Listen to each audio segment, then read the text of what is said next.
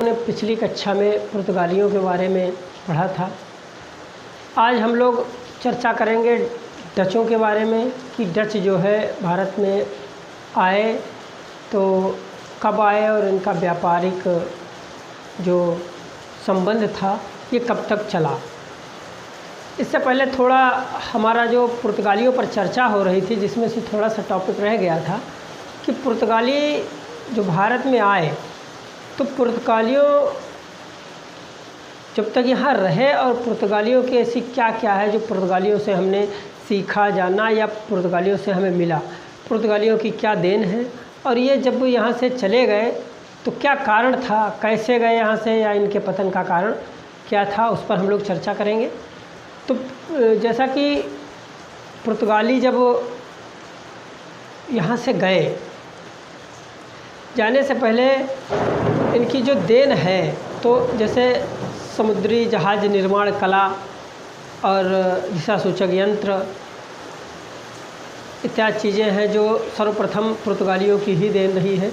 तो जैसे समुद्री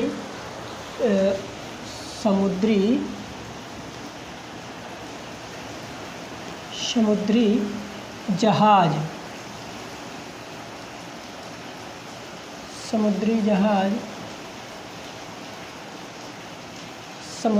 निर्माण कला, ये हम लोगों ने अर्थात भारत के लोगों ने किन से सीखी, पुर्तगालियों से ही सीखा समुद्री जहाज़ निर्माण कला के बारे में। और इनके द्वारा क्या है देन जिसे हम मानते हैं, जैसे प्रिंटिंग प्रेस है, जिसे छपाई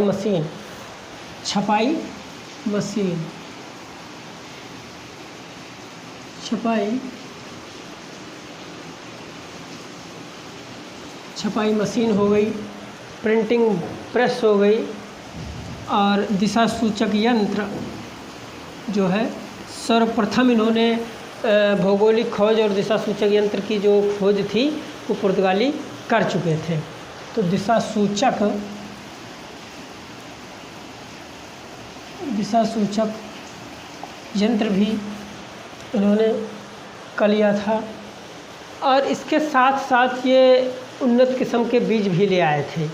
उन्नत किस्म के बीज की अगर हम बात करें तो जैसे काजू है, उन्नत किस्म के बीजों में क्या क्या लाए थे, बीजों में ये क्या क्या लाए थे, देखो काजू लाए थे,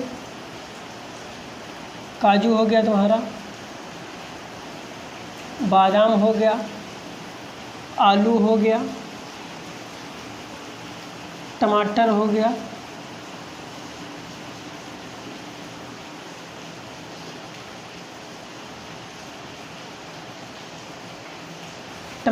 गया, और तुम्हारा तंबाकू हो गई,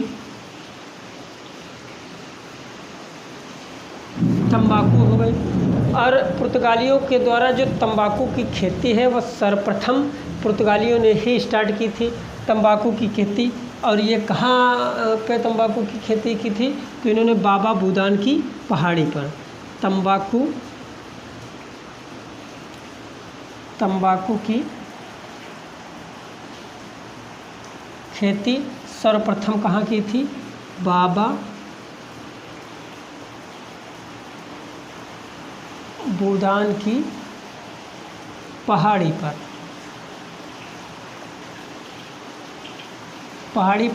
ये कहाँ पड़ती है, ये कर्नाटक में पड़ती है। बाबा बूदान की पहाड़ी ये कहाँ है, ये कर्नाटक पे है।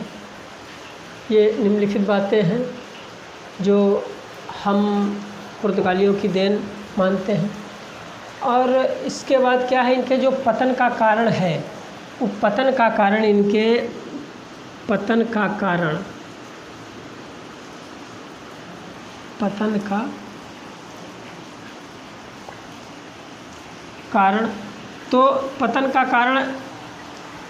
नंबर 1 तो ईसाई धर्म का प्रचार प्रसार करना,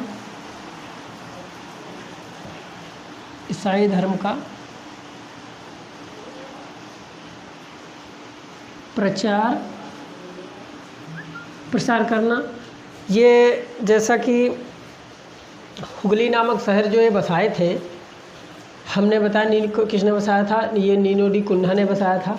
तो हुगली नामक स्थान जो बसाया गया था, वहाँ क्या थे, जो वहाँ के अरबी लोग थे, वहाँ ये लोग पैसे का लालच देकर या ज़बरदस्ती करके ईसाई धर्म में परिवर्तित करते थे, जिससे जो शाहजहाँ थे, शाहजहाँ ये आक्रोशित हो गए, इनको नाराज़गी हुई कि मतलब जो कि कोई व्यक्ति जो धर्म परिवर्तित नहीं करना चाहता है या उसका ज़बरदस्ती आप धर्म परिवर्तित करते हैं, इससे नाराज़ होकर उन्होंने आक्रमण भी इन पे कर दिया था, आक्रमण कर दिया था और यहाँ से पुर्तगालियों को खदेड़ दिया था। ठीक है, तो ये ईसाई धर्म का प्रचार प्रसार करना ये भी इनके पतन का कारण है।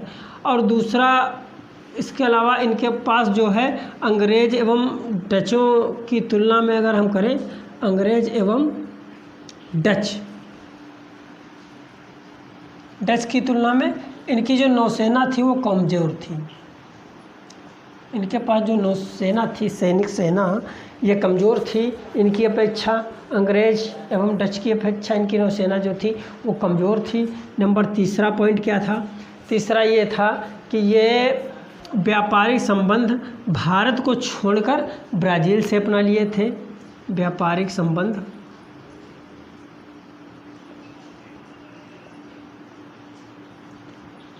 ब्राज़ील,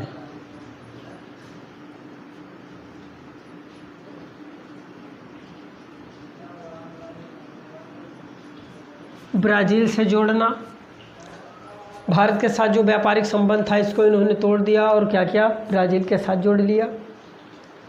और इसके साथ साथ जो चौथा कारण है, चौथा कारण है कि सर्वप्रथम ईसाई धर्म का प्रचार प्रसार करना। अंग्रेज़ व डच की तुलना में अगर देखें तो नौसेना जो थी वो इनकी क्या थी, कमज़ोर सेना थी। और तीसरा व्यापारिक संबंध, व्यापार से ब्राज़ील से जोड़ना। और तीसरा था, चौथा था जो निजी व्यापार, निजी व्यापार। इन्होंने क्या किया कि ये निजी व्यापार करने की मतलब जो है सोचे और इन्होंने क्या किया कि व्यापार को अपना रिजर्व तरीके से करने की कोशिश की, जिससे इनके पतन का कारण यही 3-4 चीज़ें जो निम्नलिखित बातें निकल कर आती हैं, इनके पतन का कारण है। और ये जैसा कि इससे पहली क्लास में हमने बताया भी था कि ये सर्वप्रथम आए थे 17 मई 1498 में आए थे। कब आए थे? 17 मई 1498 में आए थे। तो 17 मई 1498 में कौन आया था? वास्को डी गामा आए थे। वास्को डी गामा आए थे। इससे पहले 1487 ईस्वी में बार्थोलोमू डियाज आए थे, लेकिन वो यहाँ तक नहीं पहुँच सके। और उसके बाद जो है कोलंबस भी भारत आना चाहते थे, लेकिन मार्ग भटक गए, जिसके कारण वो अमेरिका पहुँच गए और उनका व्यापारिक संबंध अच्छा चलने लगा। जो कोलंबस थे ये कहाँ के निवासी थे? ये स्पेन के निवासी थे। स्पेन के निवासी थे। स्पेन की अगर हम बात करें तो राजधानी की, तो स्पेन की जो राजधानी है वो मैड्रिड है। मैड्रिड है।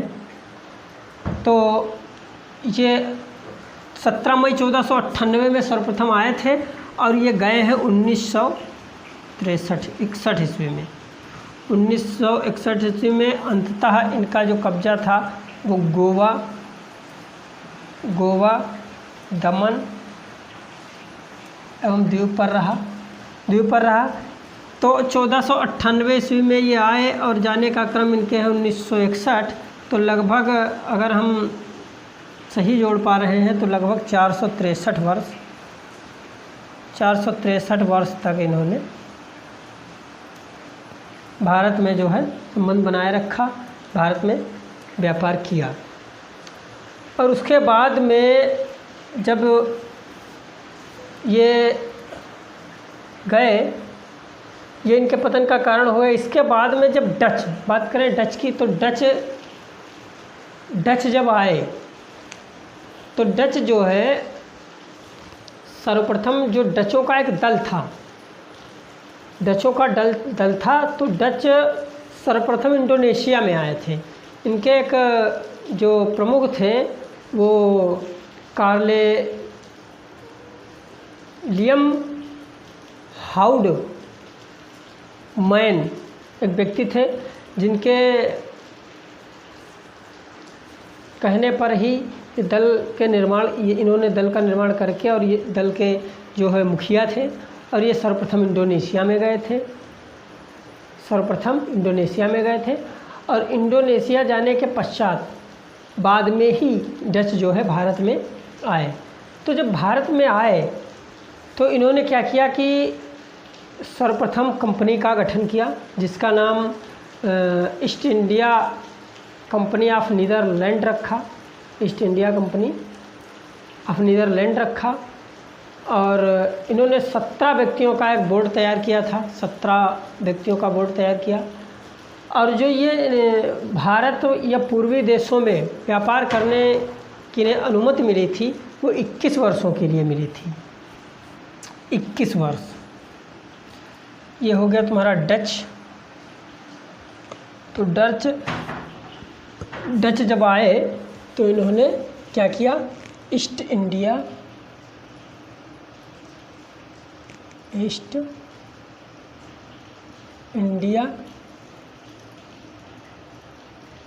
Company of Netherland, East India Company of Netherland रखा, जिसको शार्ट में वीओसी के नाम से जाना जाता था। वीओसी अगर हम बात करें तो वेरिंगदे ओस्ट इंडिसे कंपनी, इसका नाम रखा गया। क्या रखा गया?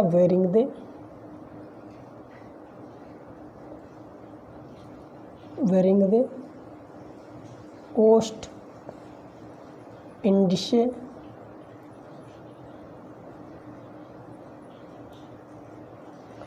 वेरिंगदे ओस्ट इंडिसे कंपनी रखा। वेरिंगदे ओस्ट इंडिसे कंपनी, शार्ट में इसे बीओसी कहते थे। इन्होंने 17 व्यक्तियों का एक बोर्ड तैयार किया, जिसमें 17 व्यक्ति थे। और 17 व्यक्तियों का जो बोर्ड तैयार किया था वो मिलकर के कंपनी का गठन किया, और वो मिलकर के कंपनी की देखरेख और कार्य करते थे। और इसमें जो इन्होंने निवेश किया था ये 65 लाख गिल्डर, 65 लाख गिल्डर का इन्होंने निवेश किया था। गिल्डर यानी मुद्रा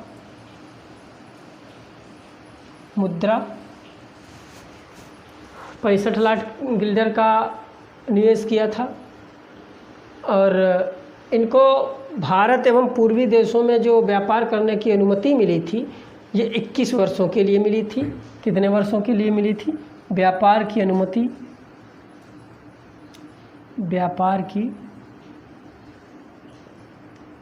अनुमति 21 वर्ष,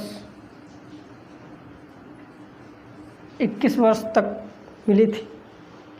21 वर्षों के लिए कि आप व्यापार यहाँ से करेंगे और आपको किसी भी तरीके से रोका नहीं जाएगा।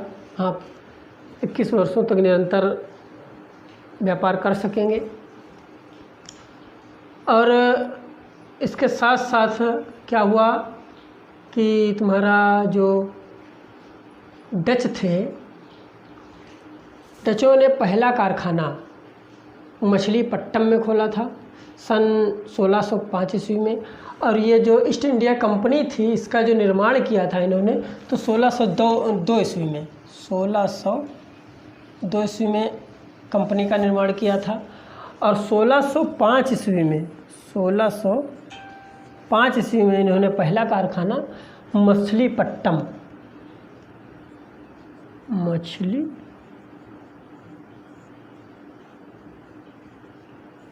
में खोला। मछलीपट्टम ये कहाँ? आंध्र प्रदेश, जिसे मसूलीपट्टम के नाम से भी जाना जाता है।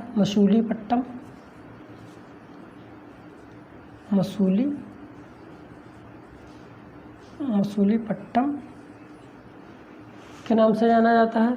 ये आंध्र प्रदेश में पड़ता है। आंध्र प्रदेश की अगर हम बात करें तो आंध्र प्रदेश की राजधानी तो ये कहाँ है? हैदराबाद। आंध्र प्रदेश की राजधानी जो है हैदराबाद है। इसमें ज़िले कितने हैं? टोटल 13 ज़िले हैं। तो मछलीपट्टम में, और इसके बाद इन्होंने दूसरा कारखाना जो खोला वो 1607 ईस्वी में, 1600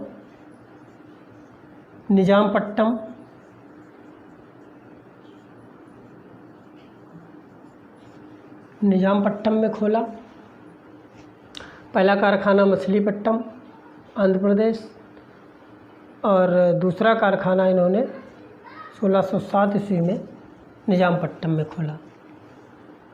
और इसके साथ साथ इन्होंने जो